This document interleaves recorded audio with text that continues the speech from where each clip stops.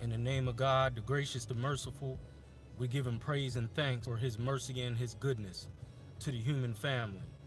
If all the trees upon the earth were pens to write with, and if all the oceans were ink, and then another 7 oceans to add to its supply, the writing would still not be enough to explain the glory of God, for he's the exalted, all-powerful, all-wise. We confide in no other in our time of need, and we praise no other in our good fortune. He is one. So this is Brother Shareef with the Hour of Power.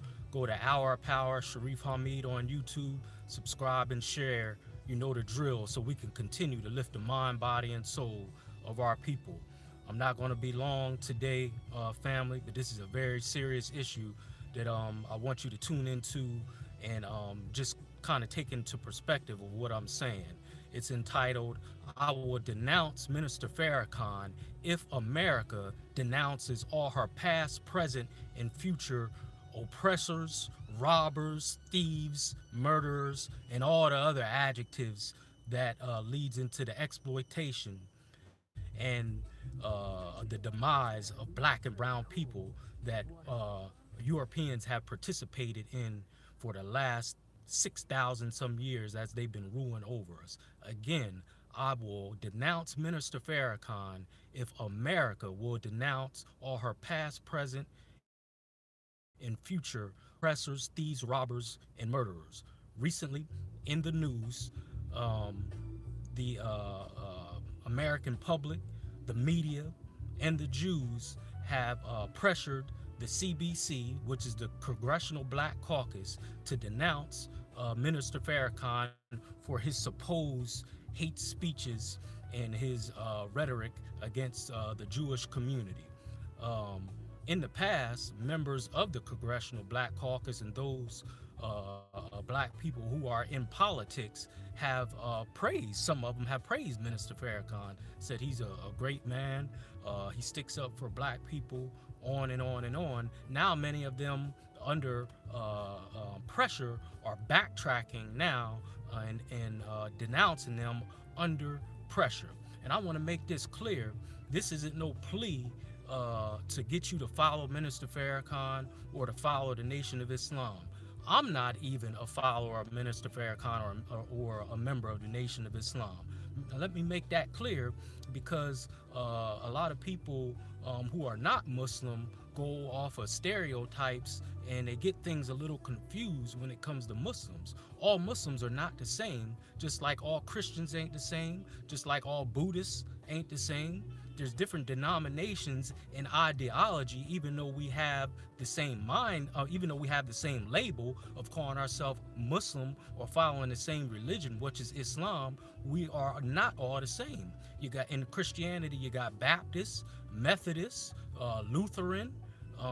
You got all different denominations of Christianity. They all call themselves Christians, but their ideology under that flag is different. So it's the same in Islam. You got Shiite, you got Sunni, you got Nation of Islam, you got those who follow one of Elijah Muhammad's sons, Imam W.D. Muhammad, who took over the nation after Elijah Muhammad passed away in 75. So you have all different ideologies in Islam. I don't follow any particular sect in Islam. I just call myself Muslim, and I do the best I can to follow God, Allah, which is the way you say God in Arabic, the Quran, and the way of Prophet Muhammad. I don't call myself any particular. That's my choice of how I connect with the Most High.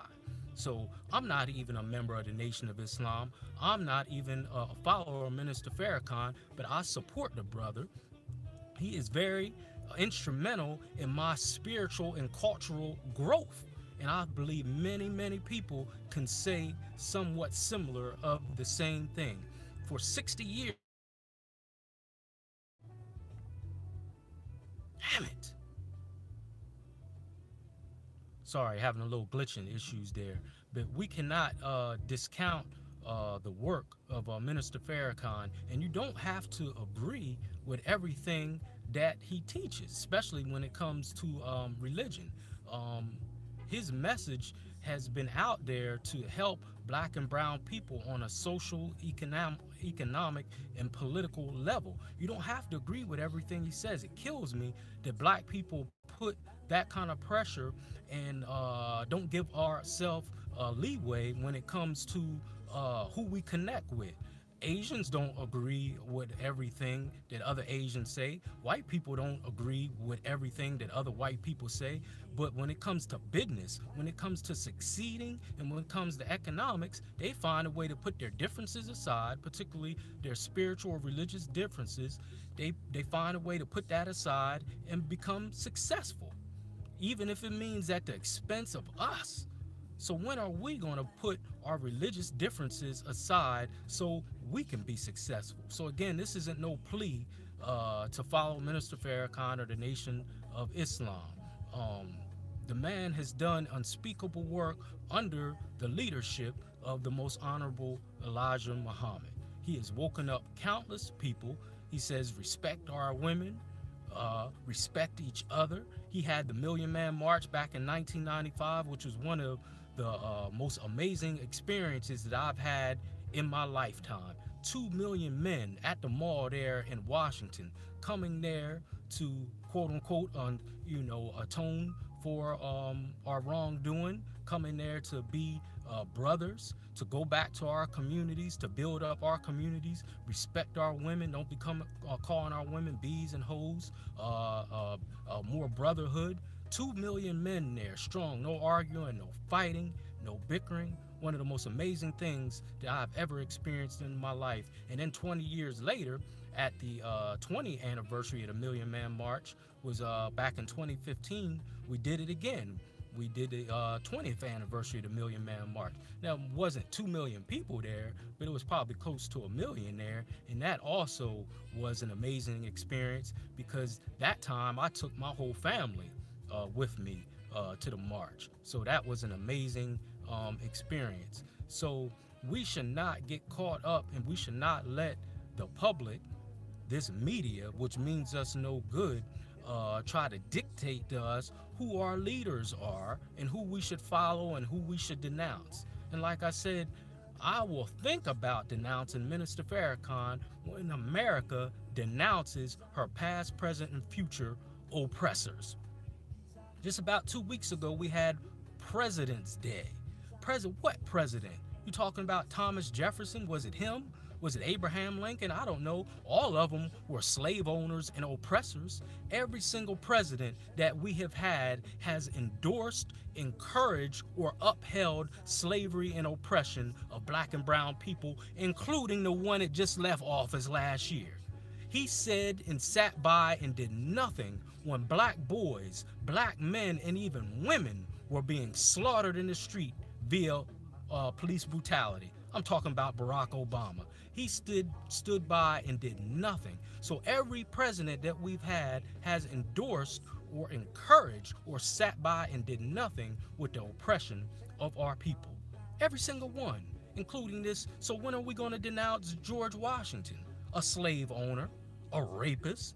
Thomas Jefferson, a slave owner and a rapist? When are we going to denounce them? Huh? Did you know 90% of the people in America with the last name Jefferson and Washington are black people? Did you know that? Do your research. I'm going to say it again. 90% of the people in America with the last name Jefferson and Washington are black people. How can that be when we are only about 13% of the population? It's that way because Washington and Jefferson were some of the biggest slave owners in American history.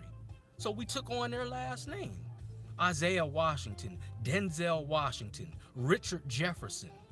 Almost any black person you come across, almost any person you come across in America with those last names are typically black people. Very rare do you run into white people with the last name Washington or Jefferson. How can that be? They were rapists. When are we going to denounce them? Who is Minister Farrakhan raped? What country did him and the Nation of Islam go to and orchestrate one of the worst acts in human history by taking them out their country, stripping them of their name, their religion, their culture, their ways, bring them to a foreign land, make them work for free for 400 years from sun up to sundown, rape them, humiliate them, and then just say, go on and make the best way you can. When has he done that?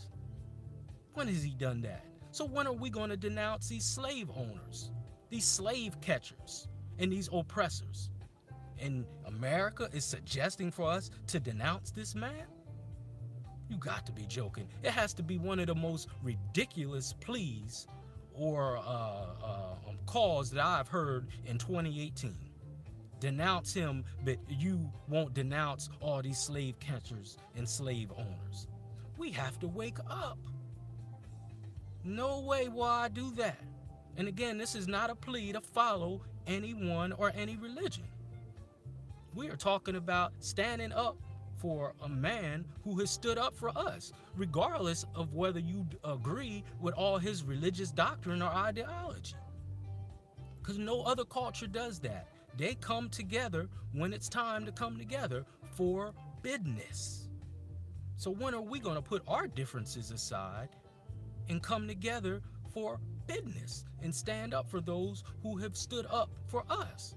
You don't gotta agree with everything that he has taught. People have wives and girlfriends, be with them 20, 30 years, and you don't agree with everything that they say. Break bread with them, lay in the bed with them, do everything with them. And you don't agree with everything that they say. So we're not gonna agree on everything. We gotta get out of that. You're not gonna agree with everything. But if someone has a body of work that is for the betterment of our people, I believe we should stand behind them. Or at least operate and interact with them the way our body functions. Meaning, when you intake food, your body, without your permission, takes the nutrients out of the food, and whatever is not good for you, the body discards the rest, either through urination or the other part, the other way, through you defecating. That's what your body does. I'm gonna say it again. It takes what's good from the food, what it needs, and it just discards the rest. So if the brother says or does something that you don't agree with, take the good out of it. I believe he has a whole lot of good, and then just discard the rest. But don't discard him. That's what they're asking us to do away with him. And for what? What has he done other than speak up and expose them for what they are, and do nothing, and be just a good old boy or a good old girl? They're okay with you. But as soon as you are bold enough and brave enough to speak and expose what they have done to us, then it's a problem. It's a problem. And he has been a thorn in their side for many years. For many years, the minister has been a thorn in their side. So they want us to denounce him. We cannot do that. We have to educate our youth and let them know what time it is.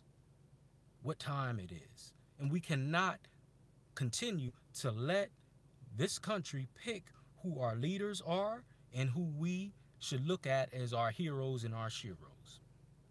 You mean to tell me Martin Luther King and Rosa Parks are the only two people that have done anything for black people? That's the narrative that they've been selling to us since I've been in school. That Martin Luther King and Rosa Parks are really the only two people that have done anything for black people. How do we know that? He's the only one that has a national holiday. We're not saying nothing bad about the brother, but he's not, him and Rosa Parks aren't the only two that has made any contribution to black people. That's the furthest thing from the truth. How come they don't teach us about Shaka Zulu and Boukman Duddy and Toussaint Louverture? Huh? John Jacques Dessalines? Huh? Queen Anne Nzinga? How come they don't teach us about these people? The pyramids, the civilizations that we built. They try to make it seem like our history started with slavery. No. They have wrote the narrative for too long, and for too long, they have tried to pick who we should follow, who we should adore, and who we should back up. If a man don't teach you right, if a man don't treat you right, he's certainly not going to teach you right.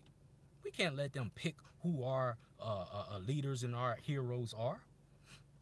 And they're not going to teach us what's right, teach our children what's right in school. That's about the extent of our history if you leave it up to them. Rosa Parks and Martin Luther King. Maybe a little bit of Malcolm and they demonize him.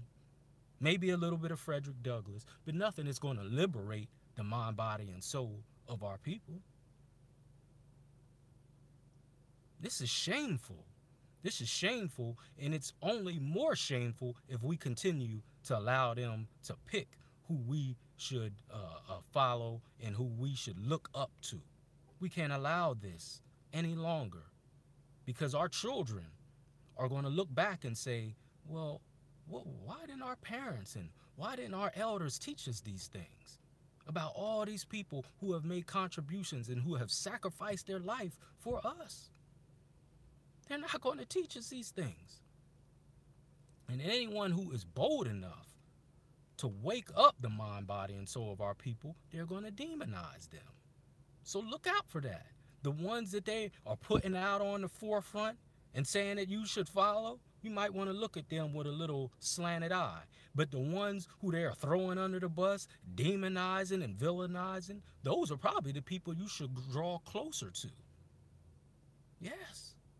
How come they don't teach us about Marcus Garvey? We supposed to throw him to the side too? So that was my message. And my main thing for today is I will think about denouncing Minister Farrakhan if they denounce all their oppressors. Again, every single president that we had, none of them stuck up for black and brown people. They all participated, endorsed, or sat by and said and did nothing about the oppression of black and brown people in this country. Every single president, they haven't denounced them. What about Christopher Columbus? A rapist and a child molester who never came here. Are we going to denounce him? This is historical facts. This isn't what I'm thinking or how I feel. This is historical facts. This man was a rapist and a child molester and spread disease. And he gets a holiday. They got a statue of a man in Central Park in New York. His name is Dr.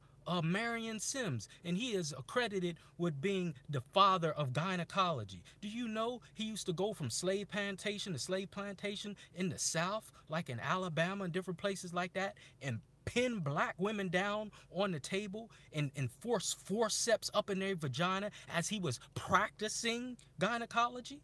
This Dr. Marion Sims, and he gets a statue in Central Park in New York. I'm going to say it again. Dr. Marion Sims, who is credited with being the father of gynecology for women's health. And he is accredited with being the father of God. He used to go to slave plantations and force operations on black women. He did 30 operations on an African slave, a woman by the name of Anarcha alone. Her name was Anarcha. He did 30 force operations on her alone. Women will be screaming and hollering with no anesthesia, taking forceps and tools and shoving it and ramming it up their vagina. And as the women were screaming and hollering, it was so bad, he had to get people off the street to help pin them down on the table.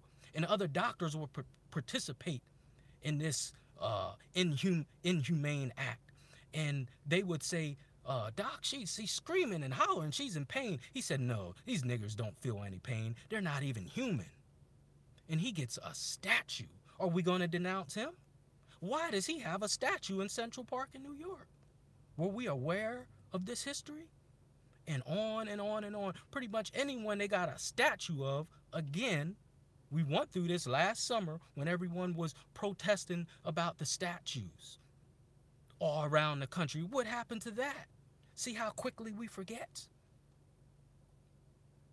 All last summer, people was protesting about these statues. What happened to that?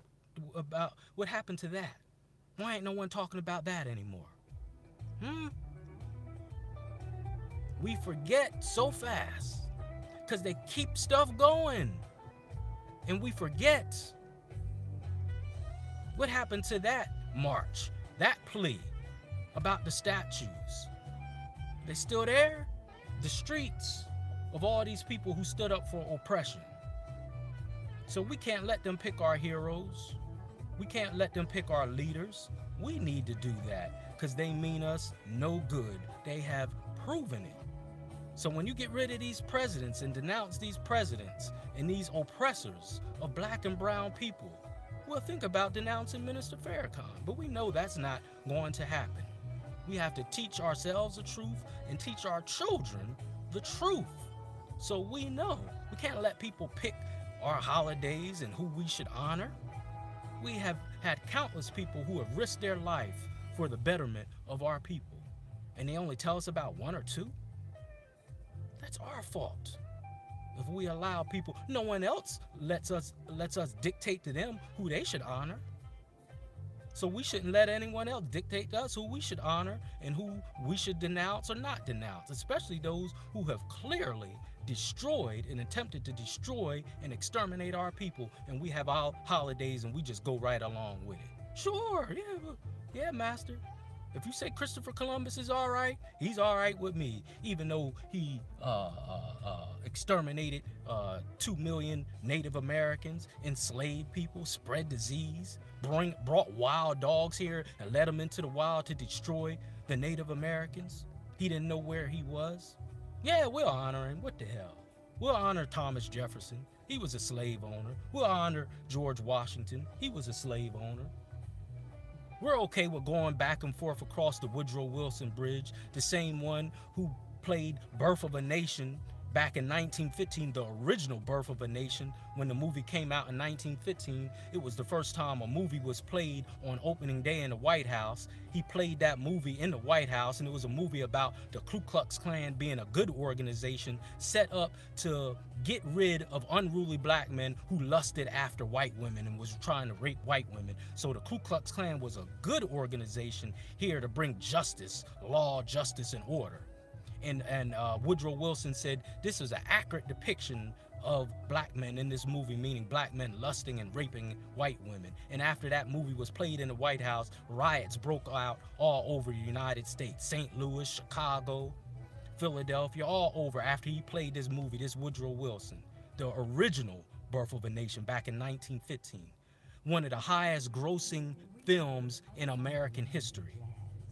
They paid $2 a ticket to go see that movie, which is equivalent to paying $42 a ticket in this day and age. The original Birth of a Nation in 1915. This is what this Woodrow Wilson did, the president, to further show you that every president has participated, endorsed, or sat by and did nothing about the oppression of our people. Every single one, including the 44th one that we had, that people adore. Wake up.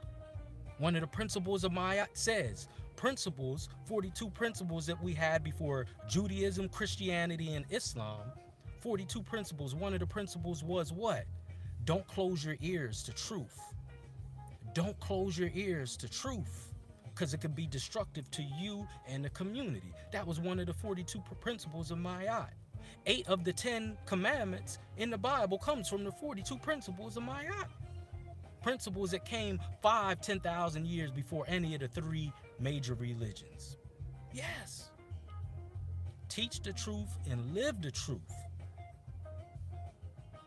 Our youth are depending on us. So this is the Hour of Power with Brother Shareef. Go to Hour of Power, Shareef Hamid on YouTube. Subscribe and share the channel so we can continue to lift the mind, body, and soul of our people. Share this video with like minds. We will denounce Minister Farrakhan if America denounces all its past, present, and future oppressors, thieves, robbers, and murderers. That's how this country was built, on thievery, robbing, and murdering. And now they're exploiting other countries. I thought Osama bin Laden was dead. I thought Saddam Hussein is dead. Why are they still in those countries? Exploitation. It's what they do. Wake up. I leave you in peace as I came. To my Muslim family, assalamu alaikum. To my Christian family, praise the Lord. To my Hebrew Israelite family, shalom. To my Black conscious family, hotep. And to my people on the street, what's good to you. It all means peace. This is Brother Shareef with the Hour of Power. Until we meet again, be good to yourself and be good to others. Peace.